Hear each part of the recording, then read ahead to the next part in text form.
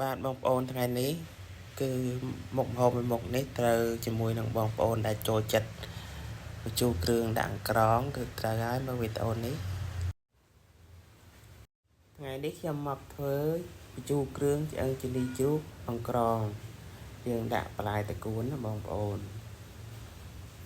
បើសិនជាបងប្អូនចង់ដឹងថាវិធីធ្វើខ្ញុំនៅយ៉ាងណាវិធីធ្វើខ្ញុំនិងបងប្អូនđãដូចគ្នាឬអត់អាចតាមដានវីដេអូនេះតាំងពីដើមរហូតដល់ចប់បានណាបងប្អូនថ្ងៃនេះខ្ញុំមានឆ្អឹងជំនីជ្រូកចំនួន4គីឡូបានកាប់លាងរួចរាល់ហើយមានក្រងរបស់យើងបងប្អូនឲ្យពងល្អមែនទែនក្រងមុនដំបូងខ្ញុំក៏ដាក់ម្ទេសឆ្អើរតិចមកប្រេងឆាក្តៅដាក់ម្ទេសឆ្អើរកិនរបស់យើងតិចមកហើយក៏អធិស្ឋានដល់បងប្អូនអ្នកមើលដែររៀងវិលមកថាដោយសារធ្វើផងថតផងម្នាក់ឯងចឹងរៀងពិបាកហើយខ្ញុំបានលេងម្ទេសឆ្អើរជាមួយខ្ទឹមមានគល់ក្រៃម្ទេសលក្ខក្រួយសាច់លក្ខត្នោកមកលេងវាឲ្យឈ្ងុយសិនណាបងប្អូនយើងលេងគ្រឿងឈ្ងុយហើយយើងក៏ដាក់ផុកយើងចូលមកផុកសាច់ខ្ញុំប្រើផុកសាច់ណាបងប្អូន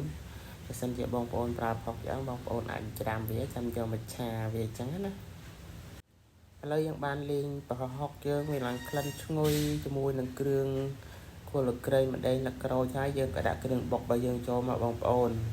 ធម្មតាតែបញ្ជូរគ្រឿងយើងត្រូវតែប្រើគ្រឿងបុកចឹងណាបងប្អូនបន្តមកទៀតយើងក៏ដាក់ខ្ទិះចុងទៅចូលទីដើមជាស្រ័យដាក់ទីដើមទៅចូលមកដើម្បីឆាវាទៅឲ្យក្លិនកាន់តែឈ្ងុយចឹងណាបន្ទាប់ពីគ្រឿងយើងបានឈ្ងុយក្លិនឈ្ងុយល្អហើយយើងក៏ដាក់ដងញនីយើងចូលមកដងញនីដែលយើងបានកាប់រួចរាល់ហ្នឹងយើងឆាវាជាមួយគ្រឿងនឹងឲ្យដាច់ទឹកប្រៃសិនចាំយើងថែមទឹកទៀតចឹងណាបងប្អូនឥឡូវយើងក៏ដាច់ទឹកប្រៃហើយក៏យើងថែមទឹកបានបន្តិចដែរតែមិនបានថតឲ្យបងប្អូនមើលទេបន្តមកទៀតយើងក៏ដាក់ទឹកប៉ាទុំដែលយើងច្បាច់យកគ្រាប់ចេញខ្លះនៅសល់ខ្លះណាបងប្អូនកុំឲ្យវាគ្រាប់ច្រើនពេកចឹងខ្ញុំច្បាច់យកគ្រាប់ចេញខ្លះឥឡូវក៏បានរៀងពុះក្រែកហើយយើងក៏បន្ថែមស្លឹកថ្នាំងតិចមកបងប្អូនបងប្អូនចូលចិត្តស្លដូចខ្ញុំដែរឬក៏អត់ទេឬក៏មានវិធីស្លផ្សេងធម្មតាបញ្ជូរគ្រឿងបងប្អូនណាក៏ចេះដែរបងប្អូនគាត់ថាការធ្វើទៅវាខុសគ្នាតិចតួចតែប៉ុណ្្នឹងឯងបន្តមកទៀតយើងក៏ចាក់ខ្ទិះចុងមកងាស់វាឆ្អឹងជំនីយើងធម្មតាឆ្អឹងជំនីខ្ញុំងាស់ឲ្យរៀងផុយបន្ខ្ញុំដាក់បន្លែតកួនបន្លែអីចូលចឹងណាបងប្អូនយកចំណែកបងប្អូនវិញធ្វើយ៉ាងណាដែរខ្ញុំងាស់រៀងយូរដែរប្រហែលជាង1ម៉ោងមិនខ្ញុំដាក់បន្លែដាក់អីចូលចឹងណាបន្តមកទៀតយើងក៏ដាក់ស្ករប៊ីចេងម្សៅរ៉ូឌីអីតាមចំណូលចិត្តដែលបងប្អូនចូលចិត្តចឹងមកដល់ប្រៃផ្អែមយកបណ្ណាដែលល្មមចិត្តបងប្អូនចឹងណាបន្តមកទៀតខ្ញុំក៏ថែមអង្ក្រងរបស់យើងចូលមក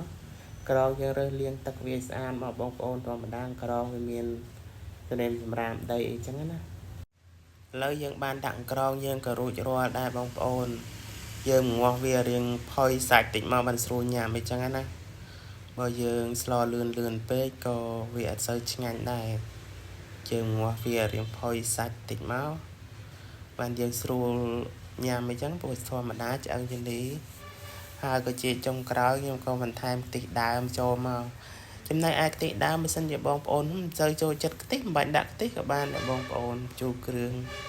បន្តមកទៀតខ្ញុំក៏ដាក់តកួនយើងចូលមកបងប្អូនតកួននេះយើងមិនដាក់ទៅយូរពេកទេតែ1ពុះបានទេបងប្អូនប៉ុន្តែខ្ញុំម្នាក់ឯងត្រូវរកជំនួយការជួយដាក់តកួនតែម្នាក់ឯងអត់ការថតអត់ការដែរបងប្អូនតែដាក់1ពុះហ្នឹងបានតែតកួនចិនណាបងប្អូនតែបងប្អូនប្រើតកួនខ្មែរតកួនខ្មែរយើងហ្នឹងគឺត្រូវងាស់រៀងយូរបន្តិចដោយសារតកួនខ្លះវាមានក្លិនជ័រក្លិនអីចឹងណាតែបើតកួនចិននេះវាមិនមានក្លិនជ័រក្លិនអីធ្វើឲ្យយើងងាស់យូរអីទេជាចុងក្រោយខ្ញុំក៏ដាក់ម្ទេសដែរនាងនិងជីប្លាទម្លាប់ជូរគ្រឿងរបស់ខ្ញុំចូលចិត្តប្រើជីប្លាធ្វើឲ្យក្លិនសម្លរបស់យើងមានក្លិនឈ្ងុយចឹងណាបងប្អូនជីប្លាក៏បានម្រះព្រៅក៏បានដែរឈ្ងុយដូចគ្នាបើសិនជាបងប្អូនចូលចិត្តនៅវីដេអូនេះសូមជួយ like comment ម្នាក់មួយផងបើសិនវិធីល្អអាច comment នៅខាងក្រោមវីដេអូនេះម្នាក់មួយផងណាបងប្អូនអរគុណជម្រាបលា